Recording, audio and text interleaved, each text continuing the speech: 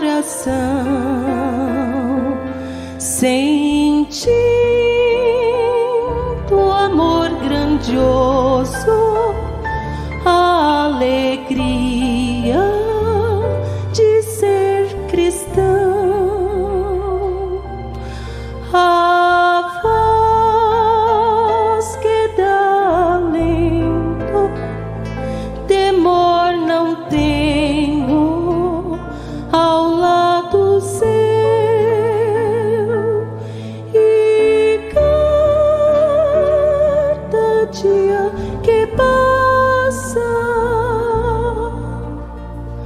mais junto a Ele estou.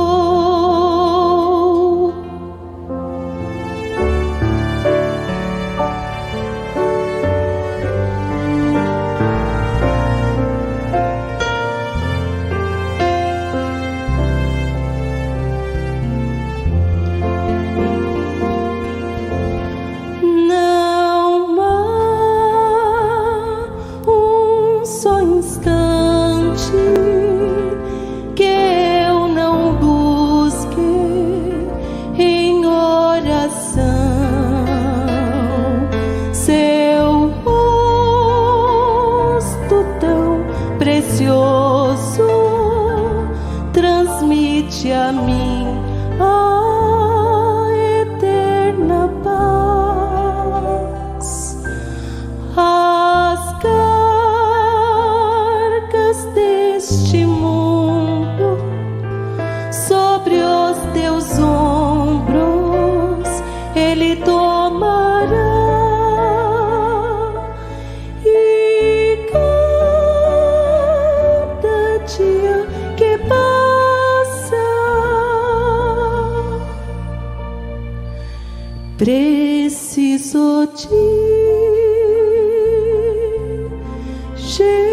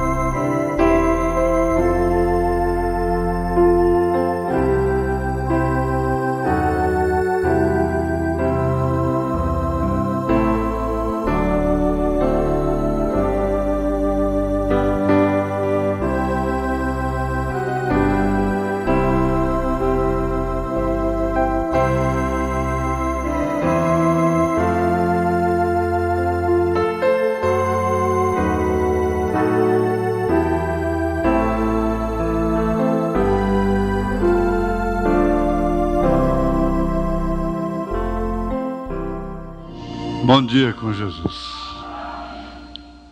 Mas aqui, ó, perguntinha boa. Pastor, eu nunca li a respeito, porém gostaria de saber algo sobre o pecado voluntário e a iniquidade. Penso que são a mesma coisa. Estou certo, ou certa, não dá para me entender aqui? Certo ou errado? Sou-lhe grato, a pessoa assinou. Mas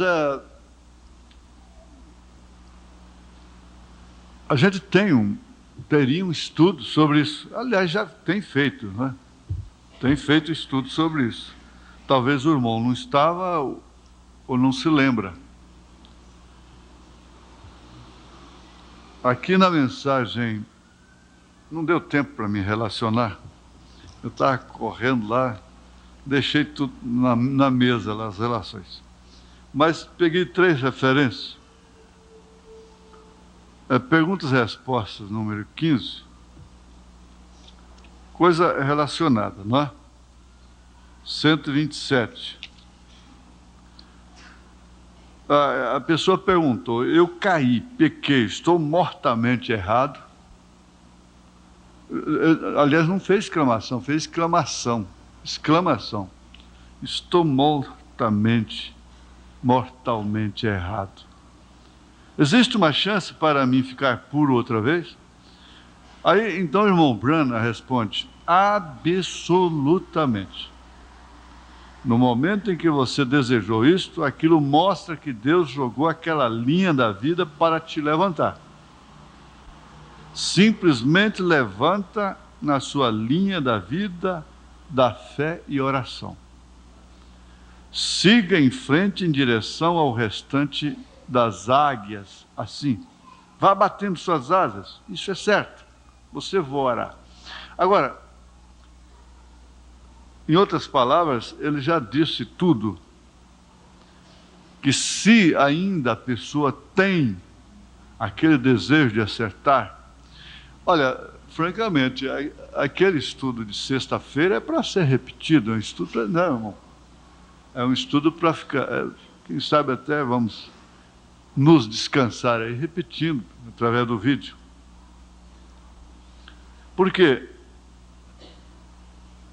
eu aprendo quando estou ensinando, eu aprendo quando estou pregando, eu sou corrigido quando estou pregando, eu me afronto, eu me firo,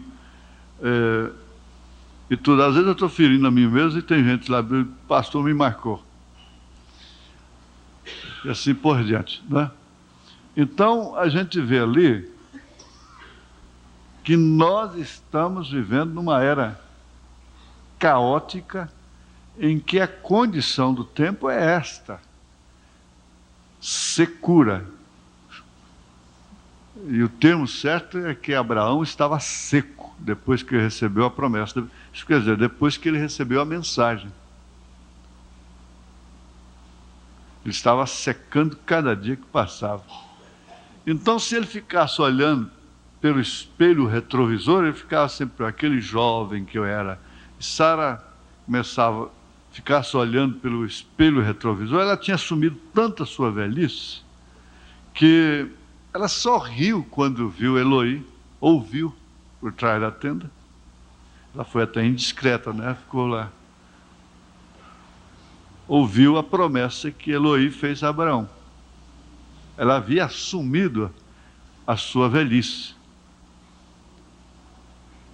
Então eles não estavam olhando pelo espelho retrovisor, como aquela mulher que vimos aqui. Eu quero fazer uma montagem daquela mensagem de transformação e redenção.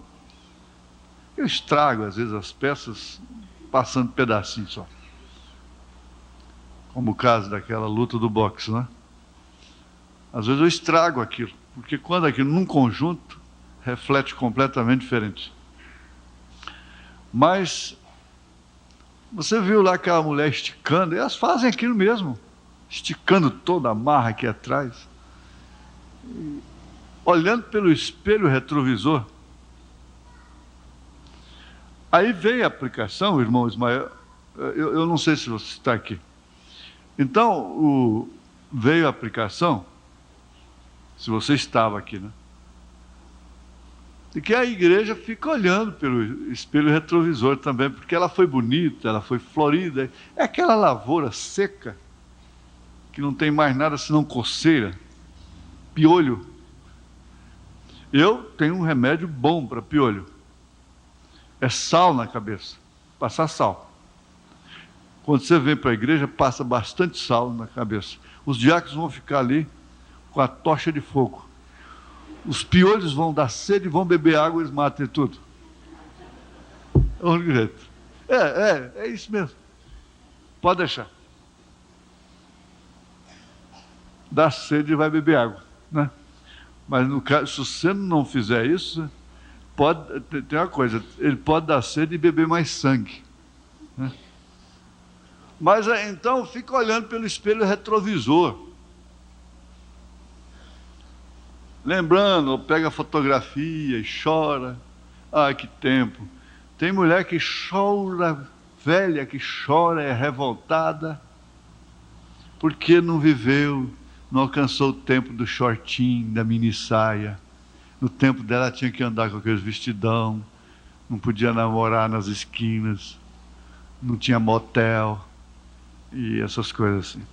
Choram, mas são amarguradas. Por que eu não vivi agora? Lamentam. Então é o espelho retrovisor, né? E acontece no espiritual, a igreja fica lembrando. como aquele ministro, muito bom até. Irmão Brando, eu não oro mais como eu orava, e coisa assim, não é? Irmão Brando disse, filho, essa mocidade já passou. Em outras palavras, essa juventude, esse fulgor já passou. A lavoura está seca. Aí vimos velho querendo casar com menina, menina querendo casar com velho, velha querendo casar com menino, e vice-versa. E aquela coiseira toda, tudo olhando no espelho retrovisor. Clamando. Quer dizer, nós temos que constatar que nós estamos vivendo no tempo que a lavoura está seca, seca mesmo. Só tem coceira se entrar nela. Então, ele disse absolutamente, no momento em que você desejou isto, então é o desejo, é o suspiro de Davi pela água de Belém. É o desejo concentrado na outra vida. É que está conduzindo a igreja. Agora, Sara já não suspirava por um filho. Se quando nova, fértil, não concebeu, era estéril, depois de velha então, ela desistiu, ela não estava sofrendo por causa daquilo, nem suspirando por aquilo. Quando a coisa veio, e você diz, mas eu não estava pensando isso, eu não estava buscando isso, e isso me veio. Agora, nós vamos chegar lá, assim, sucintamente, né? Então, aquilo mostra que Deus jogou aquela linha da vida. Por quê? A Bíblia diz, eu sei que o irmão está fazendo referência nisso, que o pecado voluntário, então esse pisa no sangue de Jesus Cristo, não tem mais condição. Por quê? Porque não tem mais esse desejo. Nem toda lágrima significa arrependimento. Esaú buscou arrependimento com lágrimas. Você acha que Judas não chorou? Chorou amargamente. Mas aquilo não fundiu uma coisa com a outra. Era remorso pelo que havia feito. Era tarde. Não tinha jeito. Ele havia nascido para aquilo. Agora, nós não temos que amenizar as coisas, não é? Claro. O que é, o que não é, não é. Se é, se não é, não é. Mas se há um sintoma de que a pessoa não ultrapassou a linha, é que ela deseja. Isso quem está falando é o profeta, e tem outras referências. Aqui no parágrafo 99, eu estou vendo a perguntas e respostas número 15. 99. Você disse, eu vivi muitos anos em pecado, até que encontrei o Senhor. Por favor, irmão Branham, eu pequei outra vez e não sou digno de estar diante de ti nesse lugar santo. Por favor, diga-me se posso restaurar-me completamente outra vez. Sim. Irmão Branham disse, sim. Você não pecou, meu amigo. Tanto assim, né? Para que Deus não pudesse. Você não pecou tanto assim para Deus, para que, faltou uma vírgula aqui, para que não pudesse ser restaurado. Se você tivesse pecado tanto que não pudesse ser restaurado, você nunca desejaria ser restaurado. Nunca. Você nunca teria aquele suspiro que Noemi teve e voltou para a terra dela. Ela se apostatou. Seu marido se apostatou e ela foi com ele.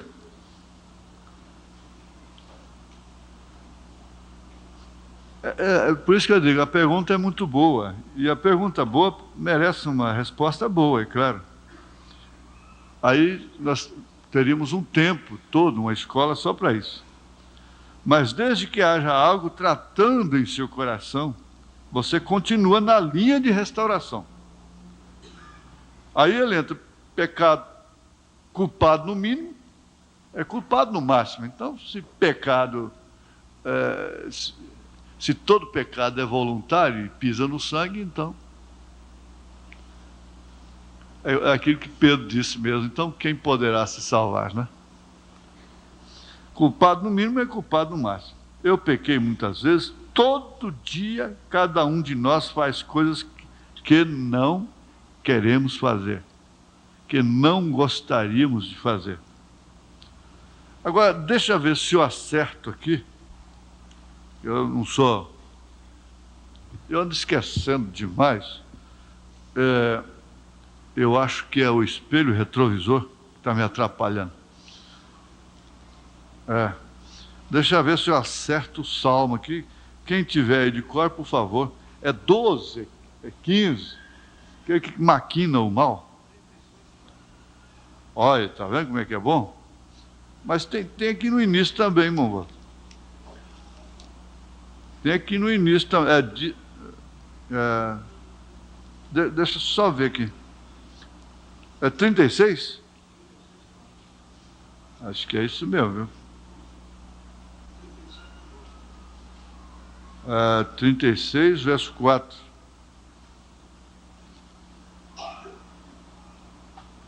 Maquina o mal na sua cama, põe-se em caminho que não é bom, não aborrece o mal. Entre aspas, eu vou pegar aquela mulher e passa a noite arquitetando o plano. Maquina o mal na sua cama, põe-se em caminho que não é bom, não aborrece o mal. Esse está numa situação terrível, não é? Agora, ele está dizendo aqui coisas que não queremos fazer, que não está dentro de nós. Nós sofremos por estar naquela situação. Você não deseja estar dessa maneira. Você não deseja estar dessa maneira. Então, eu estou mostrando, irmão, o que não é o pecado voluntário. A iniquidade é fazer aquilo que você sabe que não deve fazer. O que praticamente vai combinar na mesma coisa, não é? Na mensagem aos Hebreus, o irmão Brana fala sobre isso também. Mas não dá tempo, viu, irmão? Eu teria aqui mais também sobre como poderei vencer, parágrafo 172. 172.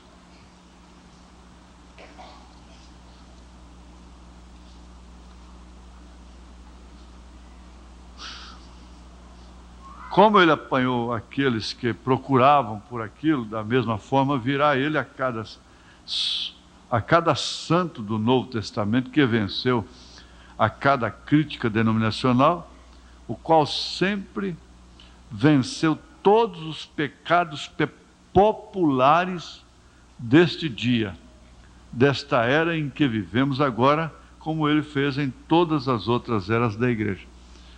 Gente, eu não acredito que tem uma pessoa aqui com curiosidade, com desejo, não tenho nem uma mocinha aqui, por mais,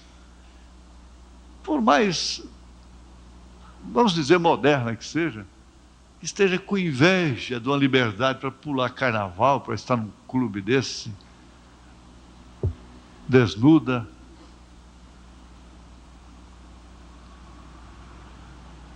E os pecados populares, eles encaram que é somente uma coisa, né? Mas não, os pecados populares começam dentro de casa, começam na mesa, nas roupas, e vai até os clubes. São pecados populares que não depõem governo,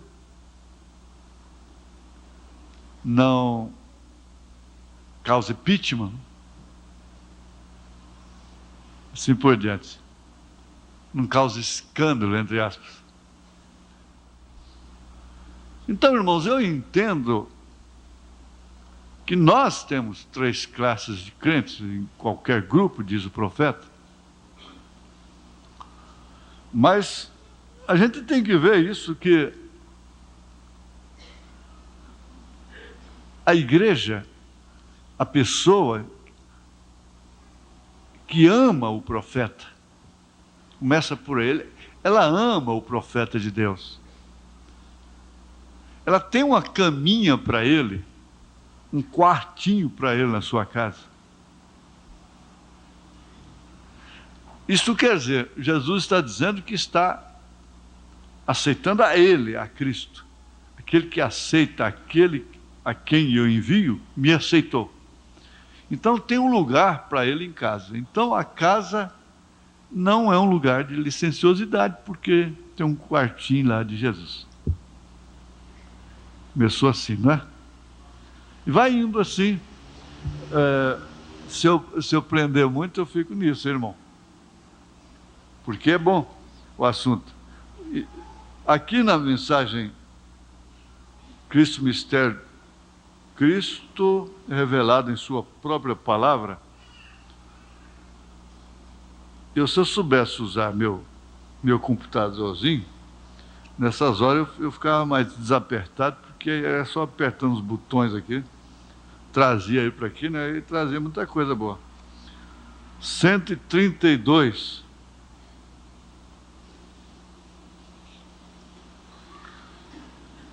Que eu acho que é 132, né? É.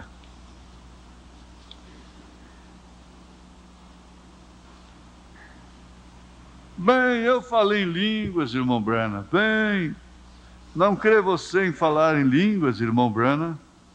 Absolutamente. Bem, eu gritei. Não crê você nisto? Sim. Sim, senhor, eu creio em gritar, em falar em línguas. Eu vivo uma boa vida cristã, irmão Branham. Não crê você nisto? Sim, senhor, eu creio. Mas isto continua não significando que você está salvo. Você é uma boa pessoa, limpa, de moral, santa, boa pessoa. Da mesma forma eram aqueles sacerdotes religiosos até a alma. Tão religiosos que um foi interpretado de uma maneira errada. Foi apedrejado até morrer. A pena capital de brincar com a palavra de Deus era a morte. Agora isso é imutável. A pena capital de brincar com a palavra de Deus. Aí já está um pecado voluntário, brincar com a palavra de Deus.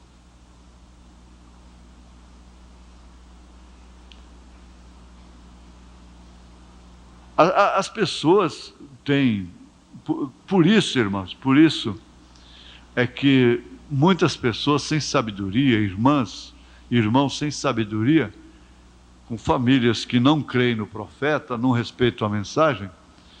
Por quê? Porque às vezes irmãs e irmãos, eles ficam provocando as blasfêmias.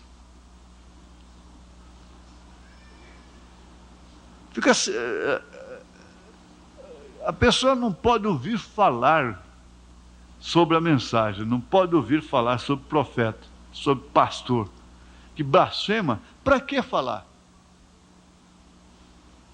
Mas aquela insistência, você está levando aquele filho, aquele marido, para o inferno. Fala com a sua vida só, com suas maneiras. O profeta ensinou assim. Paulo também disse. Agora, brincar com a palavra de Deus significa realmente pecado voluntário.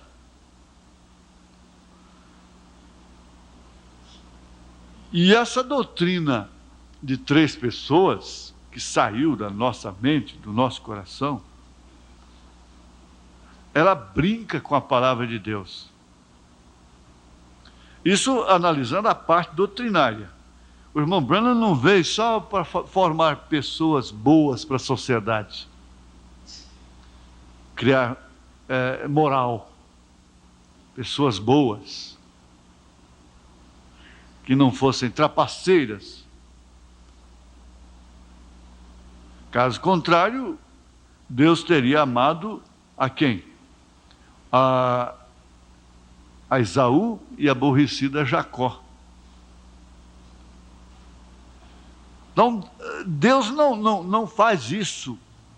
Ele não está aqui, o irmão Branham disse, Jesus não pôs a igreja na terra para fazer obras sociais.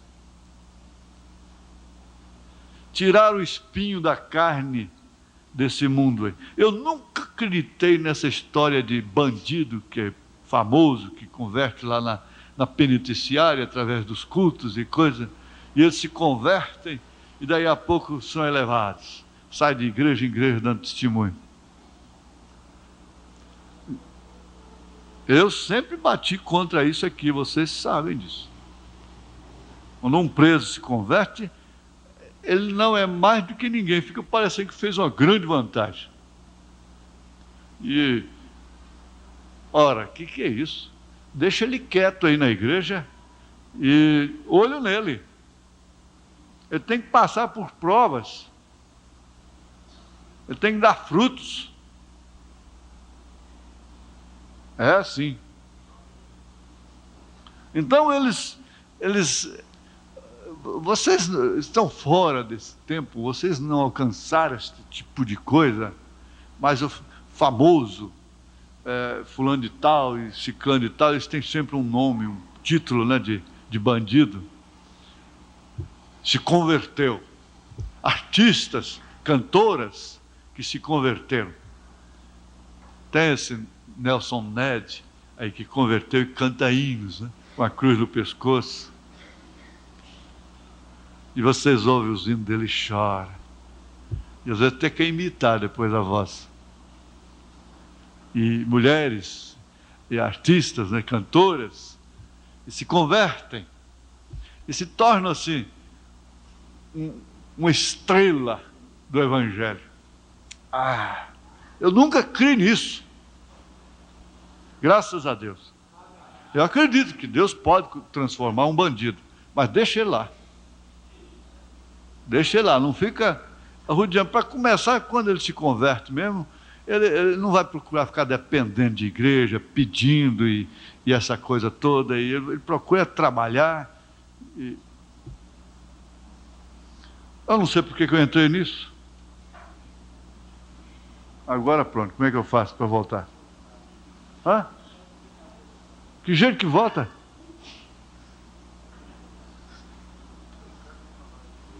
Brincar com a palavra de Deus. Muito bem. Então se brinca com a palavra de Deus de todos os modos.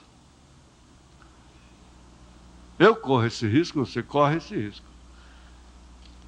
Todo mundo corre esse risco de brincar com a palavra de Deus. E quem brinca com a palavra de Deus, esse vai ter uma pena capital. Pena capital. Vamos deixar assim, porque fica picado, não é? Eu acho que deu mais ou menos para o irmão entender. Um pouquinho só. Ainda eu ouvi essa manhã com as crianças, ansiedade, incerteza, aflitiva, desejo ardente, aflição, preocupação. Então, foi lembrado da irmã que tinha 60 anos e parecia que tinha 30. Esse tipo de ansiedade não pegou aquela irmã, não é? Aquela incerteza aflitiva, aquele desejo ardente, aquela aflição, aquela preocupação. Então, se o corpo não soltasse a adrenalina, viria até suar sangue, como aconteceu com Jesus, que a sua aflição, a sua ansiedade foi tamanha que esse processo bioquímico que o próprio Deus criou não atendeu a demanda, o que exigiu aquela aflição tão grande, e ele começou a suar sangue. Seus poros abriram. Outros põem sangue pelo nariz. A corda está com a boca cheia de sangue. Então a ansiedade, uma incerteza aflitiva, desejo ardente, aflição, preocupação. E veio o versículozinho próprio, né? Vinde a mim todos que estáis cansados e oprimidos, e eu vos aliviarei. Tomai sobre vós o meu jugo e aprendei de mim, que sou manso e humilde de coração. Encontrareis descanso para as vossas almas. Vamos ficar de pé.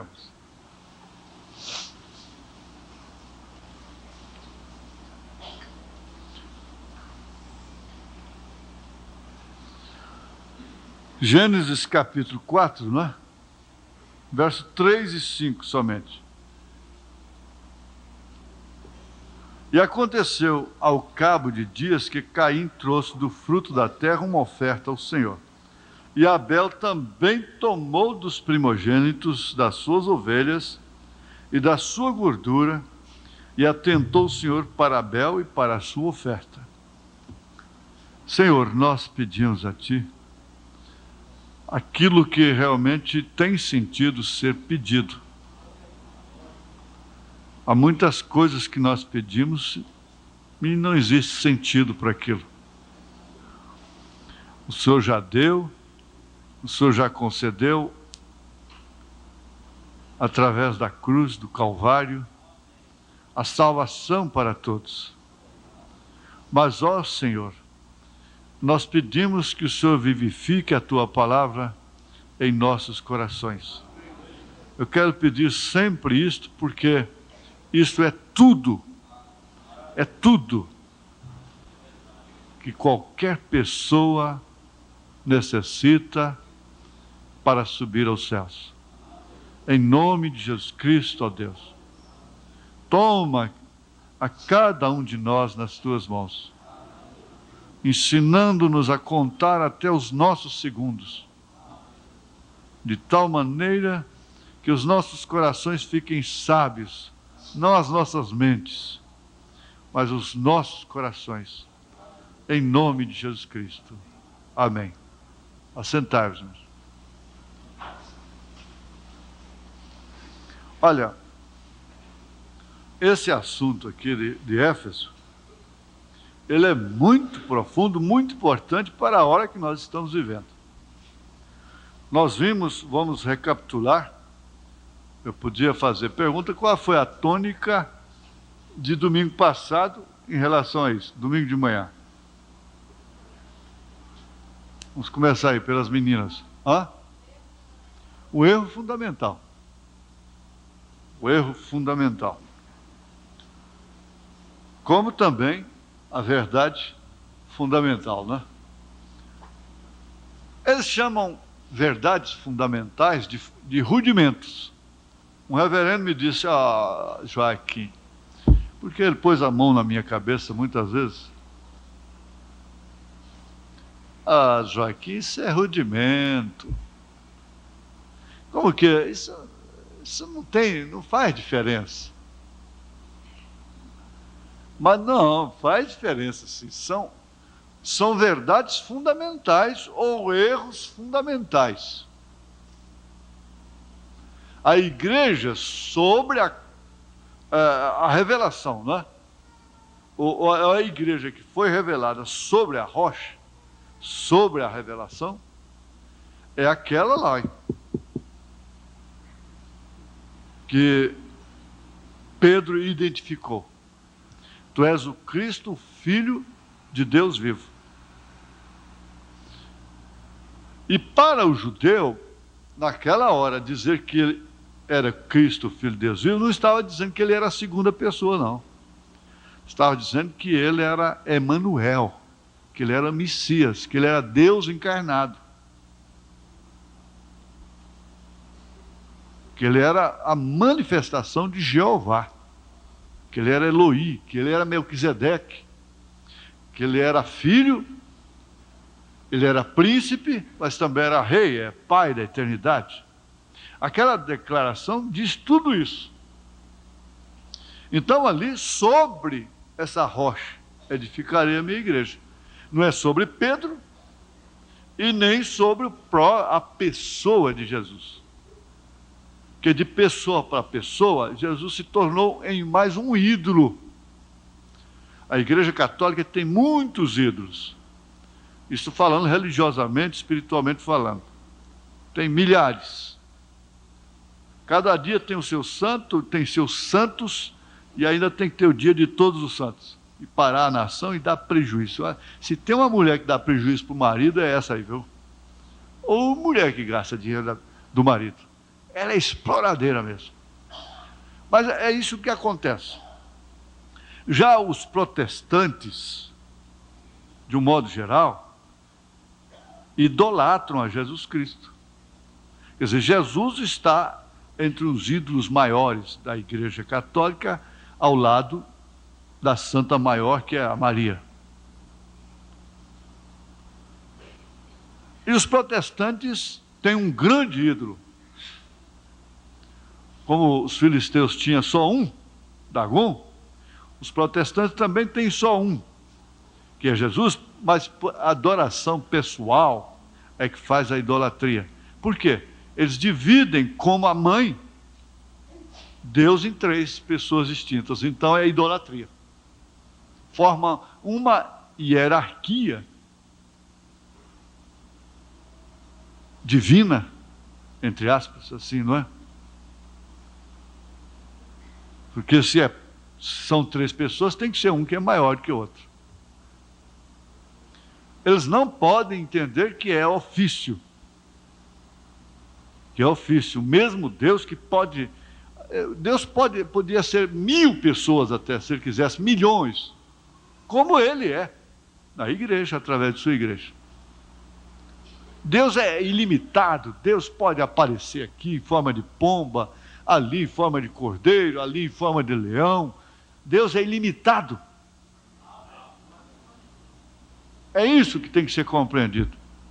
E quando ele está no ofício de filho, ele fala com o pai. O princípio da criação parte daí. O filho não tem criação, porque se ele fosse criado, ele teria fim. E ele não tem fim. Ele diz: eu sou o primeiro e sou o último. O princípio da criação foi quando Deus fertilizou um óvulo e trouxe a Maria. Mas, escuta, Deus fez óvulo lá em cima e trouxe. Mas, escuta, se Ele soprou, Ele criou tudo isso, tudo quanto é óvulo. Então não crê no poder criador? Ele pode criar esquilos agora pela palavra falada? Ele criou o óvulo e trouxe ao ventre de Maria fertilizado. É como dizer, irmão Bob, é simples. Mas o homem tem que dar a volta, os 40 anos no deserto. Agora, os erros fundamentais contrapõem a verdade fundamental, porque uma mentira é uma verdade pervertida. Se não houvesse verdade, não haveria mentira. Deus não tem em conta o tempo da ignorância. Depois que você tem verdade, aí você pode mentir. Você só mente depois que você conhece a verdade. É interessante isso. Por isso que quem peca é só o cristão. É o cristão que peca. O pecador lá, ele já é um pé de pecado. Ele não está pecando, ele está fazendo o que lhe é próprio. Ele está dando o fruto natural dele. Você se perder no mato, encontrar frutas bonitas no chão, lá em cima, não vê nem marimbondo comendo, bicho nenhum come. Não come não, que você vai morrer. Porque aquilo é uma árvore veneno, é uma fruta veneno. Ela nasceu desde lá das raízes, sua natureza é aquela, e ninguém tem que condená-la. Se você se perder no deserto, algum dia você for passear lá no oeste, lá, ou então lá no oriente, e você se perder lá, irmão, e ver um poço d'água, que não tem girino, não tem cobras, não tem nada, não vê rastro de animais bebendo ali, não bebe não. Não toma não. Agora, se você vê girino, sapo, lagartixa e cobra e essa coisa, então você pode beber que não morre não.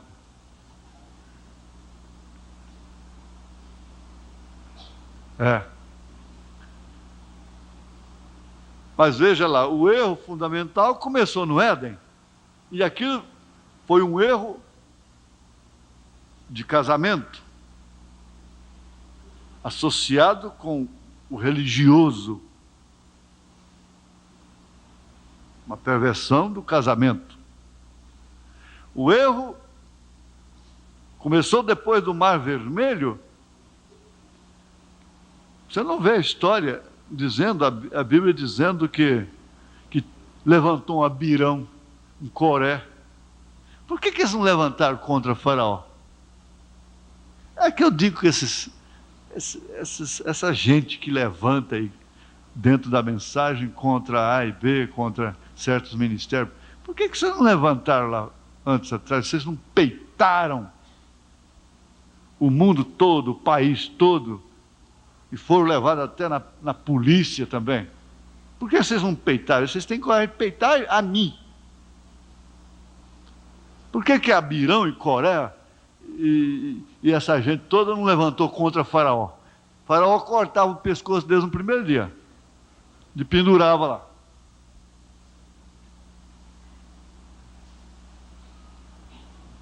Mas é do Mar Vermelho para cá. É depois que sai da denominação, bate tambor e coisa e tal, aquela festa, mas vem, vai passando os anos, vão passando, daí começam o não me toques e aquilo outro, e aquelas dificuldades, e dificuldade com Moisés, e dificuldade com não sei mais quem, dificuldade com mais quem, e vão se virando fronteiriços. Vai afastando daquela amizade que tinha antes, daquele convívio, e vai se recuando, vai voltando, e murmurando. Então, vocês vão analisando, tem sempre o paralelo. Erro fundamental, verdade fundamental. Agora, eu acho isso muito grande, muito importante para o momento que nós estamos vivendo. Por quê? É claro que o Espírito tem que nos dirigir para aquilo que realmente nós estamos precisando na hora.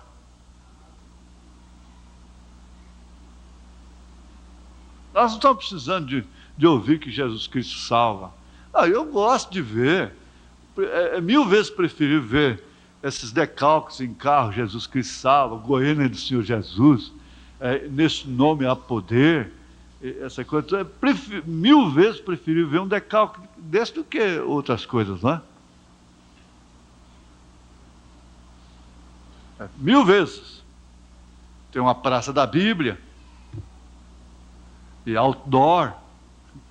Até estava pensando em fazer um outdoor do irmão Branham, com a coluna de fogo, e escrito: arrependei-vos e cada um de vós seja batizado em nome do Senhor Jesus Cristo. Encher a cidade.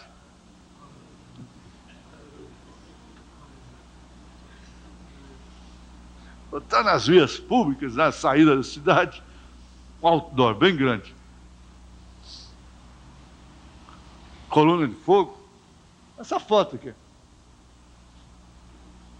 E eis que vos envio o profeta. De vez em quando vai lá e muda o versículo, né? O horário do programa, o endereço. Tudo isso é bom. O profeta disse, eu não estou contra isso. Sabe que isso aí não resolve. Não vai resolver. Não resolve a situação. Houve tempo, olha, é claro, tem mais de 15 anos atrás, que você carregar uma Bíblia era ser discriminado em toda a cidade. Era gente do capeta. Era o povo de Satanás, era o livro do capeta. Ele chamava a Bíblia de o livro do capeta. Aqui em Trindade eles queimaram montões de Bíblia que os missionários levavam para a festa de Trindade. Eles chamavam no alto-falante. Agora ela mudou de máscara. Mas o erro fundamental está lá no Concílio de Nicéia. A verdade fundamental está lá no Pentecostes. Você quer ficar no erro fundamental? Fica com Nicéia.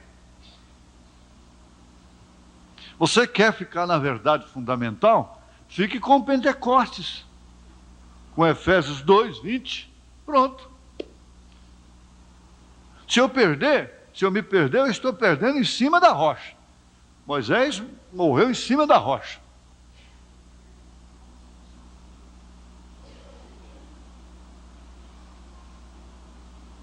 Não é bom isso? Gente, isso não é gratificante? A senhora, o senhor é indiferente de tudo quanto é luta do deserto. Tudo quanto é dificuldade que você tem enfrentado. No lugar que não devia ter aquilo. Você nunca pensava que tinha aquilo.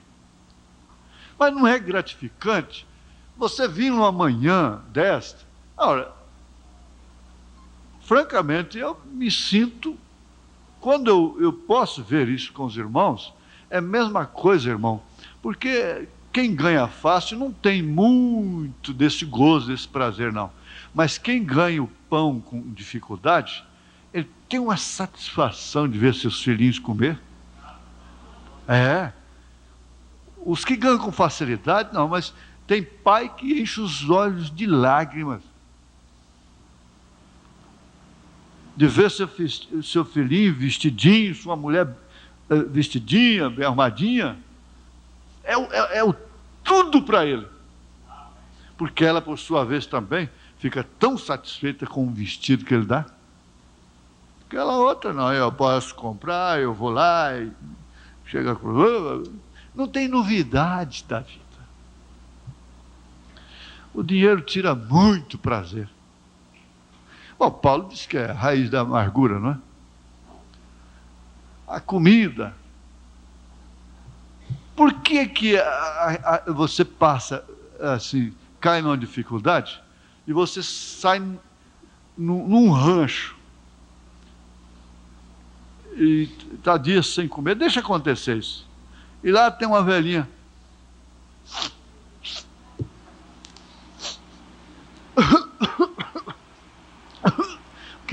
que pigarro na garganta, fogãozinho caipira, panela acho que foi lavada uma vez por mês.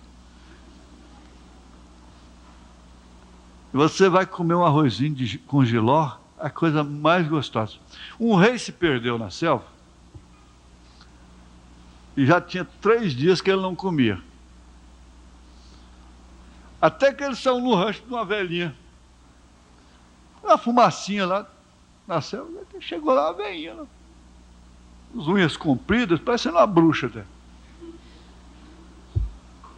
Oh, só tem água aí? Ferida na boca? Ela falou, tem, sim senhor. Ela no pote, o copo estava com aquelas rebarbas, né? E ele tomou, nossa senhora, estou com fome. Eu tenho cuscuz. Cuscuz. Fez um cuscuz para o rei. O rei comeu, mas que cuscuz gostoso. tremendo. Mas o que eles fazem? Eles sempre fazem assim. Aí o rei foi encontrado, foi embora, e um dia ele deu uma saudade, uma vontade de comer aquele cuscuz, e ninguém fazia o cuscuz como a velhinha fazia. Mandou carruagem buscar a velhinha veio, fez o mesmo cuscuz para ele. Não, esse não é daquele não. Não é daquele. Eu quero é daquele. Majestade, então o senhor tem que se perder outra vez, ficar 3 dias sem comer.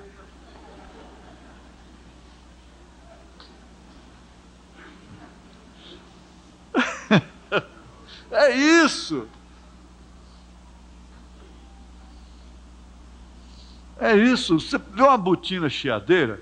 Eu tirava até aquelas gominhas, fazia violinha. Quem que já fez isso? Aí, ó, ninguém.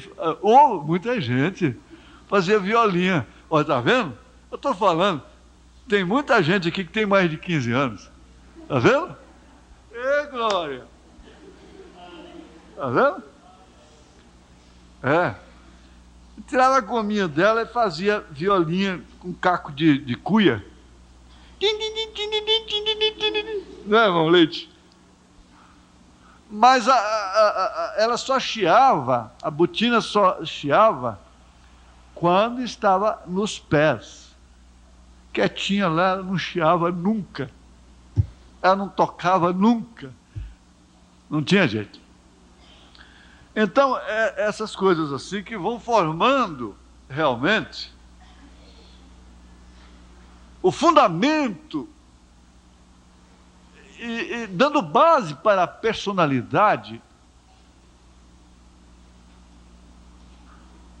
e para os caracteres cristãos da pessoa.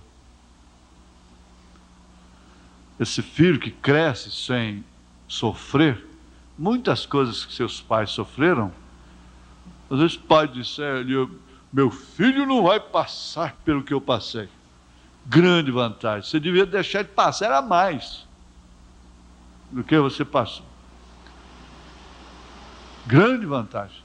Um pai outro dia estava dizendo: olha, não, eles têm que trabalhar de empregado, sabe por quê? Porque com a gente, eles pegam a hora que quer, saem a hora que quer, e todo dia tem um motivo e coisa e tal. E a gente é pai, então, mas eles têm que trabalhar primeiro de empregado, marcar ponto, ter hora de chegar, de sair. Mas se Deus quiser, filho meu não vai trabalhar de empregado. Tudo bem. Vai fazendo assim.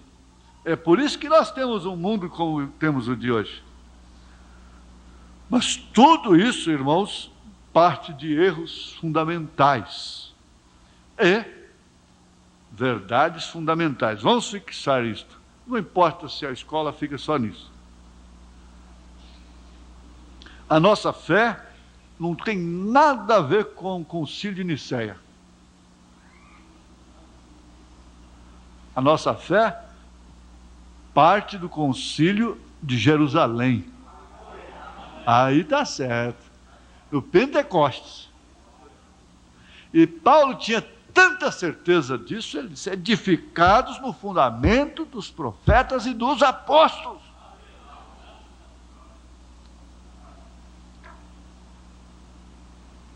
Porque ninguém pense que erro doutrinário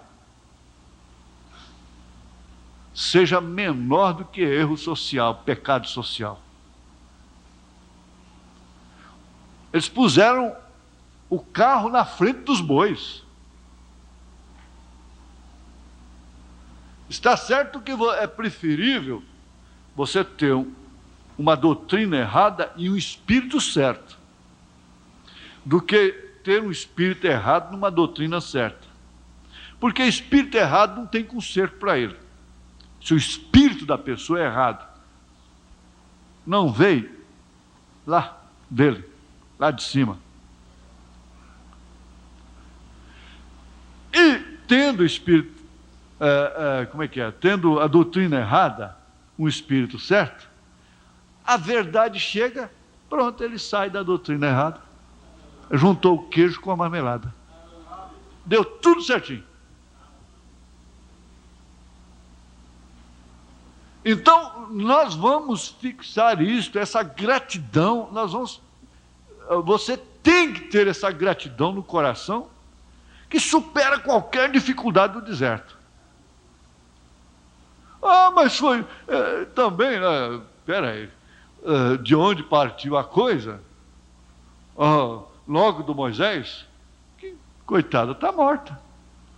Não entrou na terra prometida. Primeiro teve que ficar leprosa.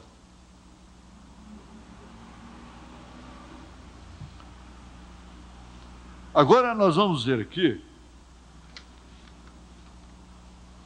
a partir do parágrafo 13, que nós temos o erro fundamental e a verdade fundamental. Agora,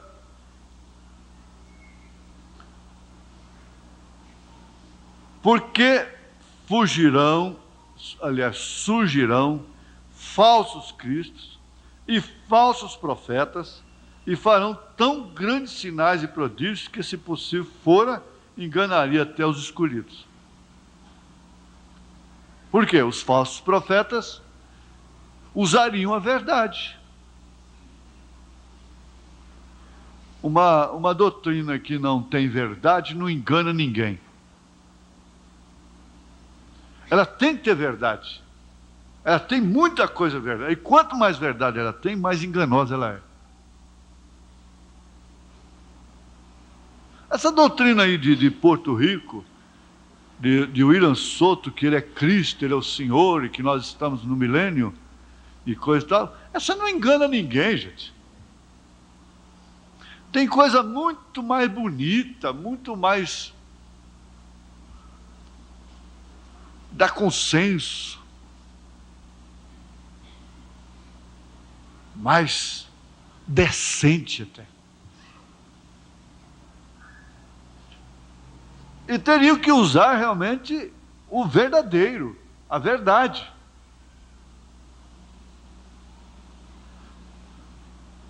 Mas tem uma coisinha que faz a diferença. Ali na era de São Martim, que foi a era de Pérgamo, Martim foi extremamente usado por Deus. Foi um homem de um poder tremendo na terceira era. E ele amava Jesus Cristo de uma maneira, não sei se pode dizer, até ascendente. E o diabo sabia disso. E como Paulo disse que ele tem poder para se transformar em anjo de luz, para começar, ele era um anjo de luz, Lúcifer. Então ele apareceu para Jesus coroado. Veja, a doutrina estava tudo certinha, mas certinha. Dos pés até a cabeça. Mas um detalhe ficou. Tem uma coisa que ele não sabe. Ele disse, Martim, me adore. Agora, Jesus nunca tinha pedido adoração a Martim. Martim vivia adorando a Jesus. Agora Jesus aparece pedindo adoração para ele, que negócio.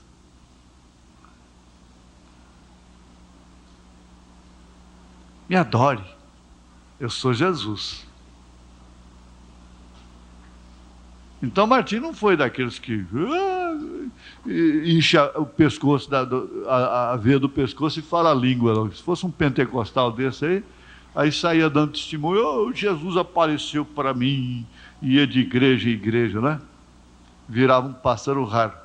Mas Martim ficou quieto, sóbrio, não foi se ajoelhando, não. Olhou de cima, tudo igualzinho, é ele mesmo, né? Quando chegou na cabeça, tinha coroa. E o Espírito Santo não te deixa enganar. Se possível, enganaria até os escolhidos, mas não é possível. Ele não está coroado ainda. Gente, mandar um anjo daquele embora, gritando com ele, dizendo, vai-te, Satanás, não é brincadeira, precisa ter muita certeza, não é? Porque você mandar um bicho de chifre, olho de fogo, uma linguana de fora, embora, tudo bem. Mas mandar uma boneca pintada, bonita, embora, aí já é outra coisa. Aquele é o capeta. É como meu avô dizia, é o capeta. E a minha tia Rita fala, é o Zé. É o cão.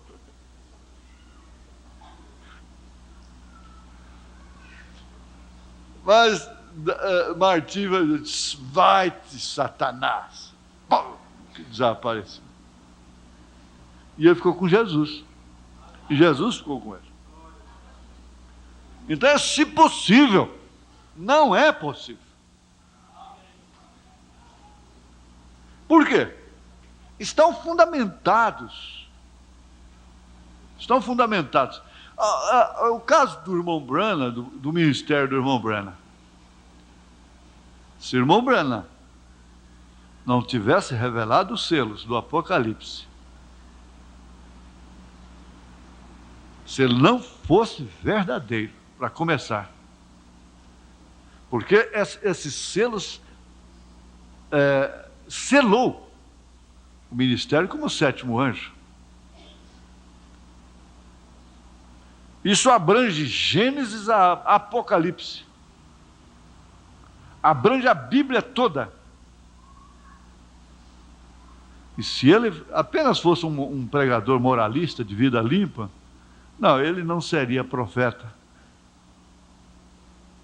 Isso teria virado uma denominação. Ele disse, não, nunca vai virar denominação. Ele disse, nunca. Nunca.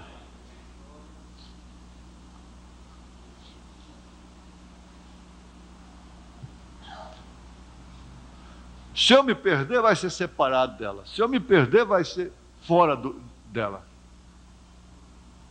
Se você se perder, vai ser fora do Egito. Mas lá não.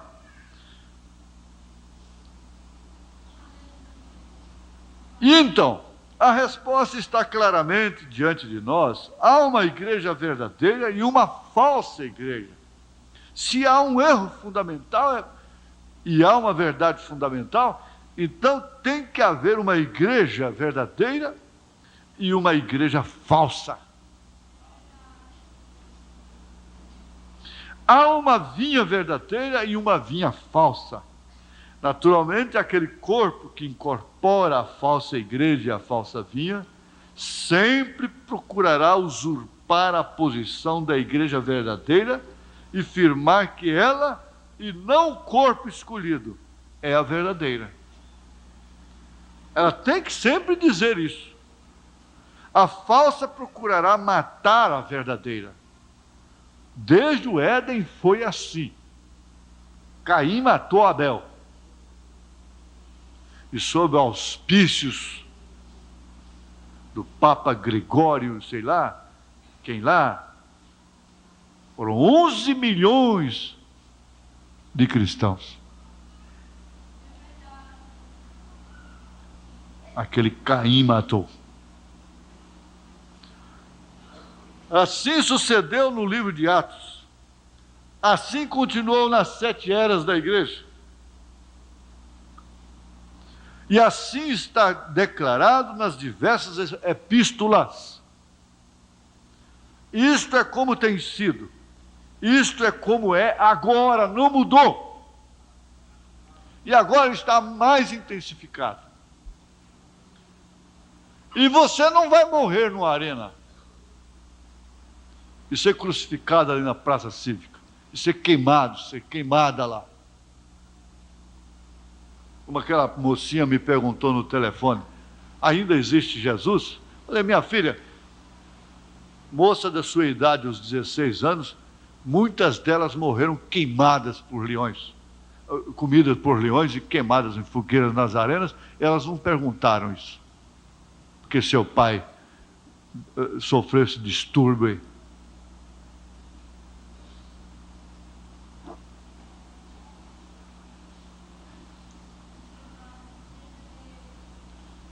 É a era do engano, é a era das circunstâncias, da naturalização das coisas. Isto é como tem sido, isto é como é agora, isto é como será, isso não pode mudar. Nós vimos aqui que essa doutrina, isso entrou lá na igreja da Galácia, os adventistas começaram lá. Vocês leram em casa a carta aos Gálatas, porque aí clareia muito mais. E circuncisão e aquela coisa toda. Nós vimos que a verdade fundamental ficou estabelecida em Atos capítulo 15, pelo Espírito Santo. Não comer carne sufocada, nem o sangue, evitar a corrupção do mundo.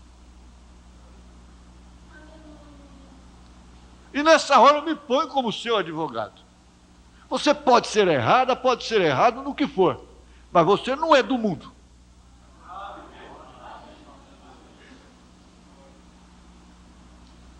Você não está errado doutrinariamente. E você suspira pelo que é correto, pelo que é verdadeiro, pelo que é decente, pelo que é honesto. Se você não tem um lar sob o sinal, mas você tem tristeza por isso.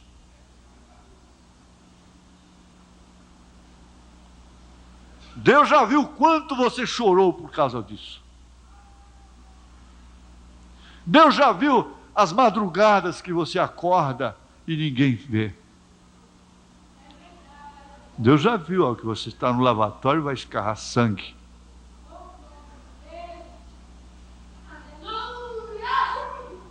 Aleluia mesmo. Deus tem visto. Ele vê as pulgas, os piscados das pulgas, mas Ele vê também a sua aflição.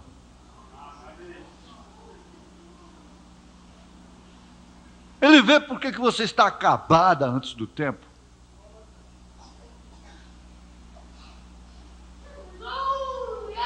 Ele vê.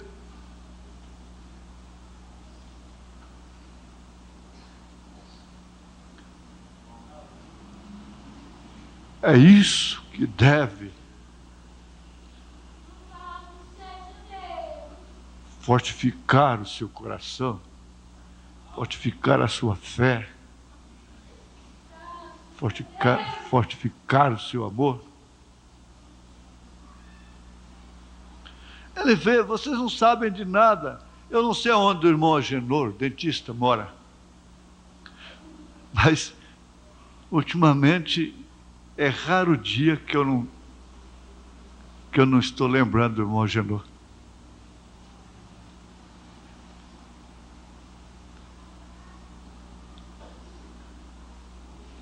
É interessante isso. É importante.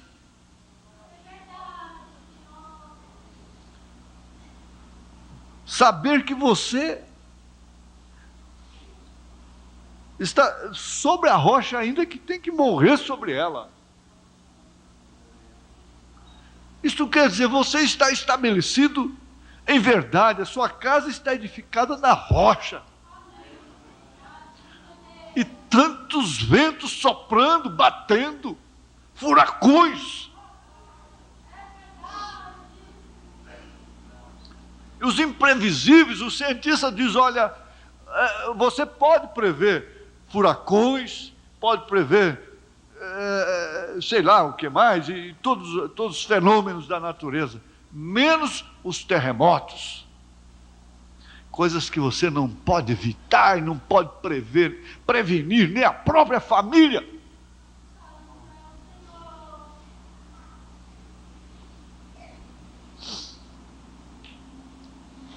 Agora tomemos muito cuidado para que não nos confundamos neste ponto. Por isso recorremos à palavra para confirmar esta declaração. Voltemos ao livro do princípio, o Gênesis.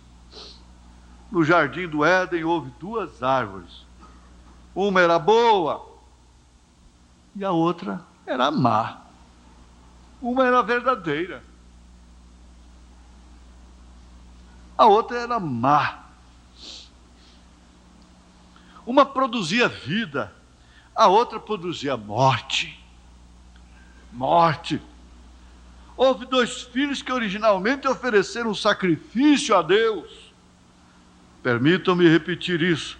Ambos o ofereceram sacrifício a Deus.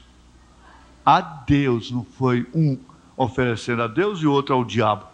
Não, ambos ofereceram sacrifício a Deus, ambos religiosos. Por razão, o irmão Branham disse: não tema o comunismo. Você tem que temer, se é que tem que temer, ou ter cuidado, é com o engano dessa falsa igreja. E aconteceu no cabo de dias que Caim trouxe do fruto da terra uma oferta ao Senhor, e Abel também trouxe dos primogênitos das suas ovelhas e da sua gordura, e atentou o Senhor para Abel e para a sua oferta. A essas alturas é o que nos interessa.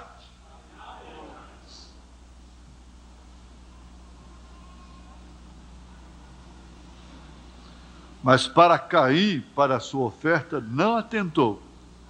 E irou-se Caim fortemente, e descaiu-lhe o semblante. Porém, Caim, era mau, sendo de seu pai o maligno, enquanto Abel era justo diante de Deus. E começou por aí o verdadeiro e o falso culto. Justificados pela fé. Nós devemos muito a Deus, a esse mensageiro. Porque só dessa forma nós poderíamos estar oferecendo um culto que realmente deveria ser o fruto de uma fé que, por sua vez, nos justifica. Aí não dá mais tempo, o relógio já mandou parar, mas pode se lembrar que nós não somos simplesmente perdoados. Todo mundo é perdoado, mas não é todo mundo que é justificado. Justificado é aquele que nunca peca, nunca pecou diante de Deus. Mas Paulo nunca pecou, mas ele matou cristãos, nunca pecou, nunca matou. Esse é que é o justificado. Vamos ficar de pé, irmãos.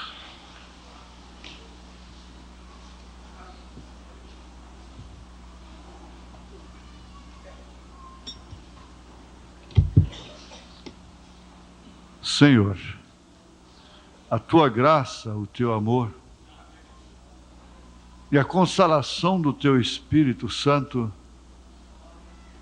só pode cumprir o seu propósito se realmente estas coisas são vivificadas em nossos corações. Daqui a pouco as pessoas estarão conversando ali fora, mas o que está guardado no seu coração, ninguém pode ver às vezes, e nem ela mesma sabe explicar. Mas voltar para casa, deitar sabendo que está sobre o fundamento da verdade, isso é o maior tranquilizante, é a maior confiança. Isso ajuda a curar, ajuda a libertar, ajuda a dar sono, ajuda a abençoar. Em nome de Jesus Cristo, Deus ouça a sua súplica. Deus possa te dar força nessa ansiedade, nessa aflição.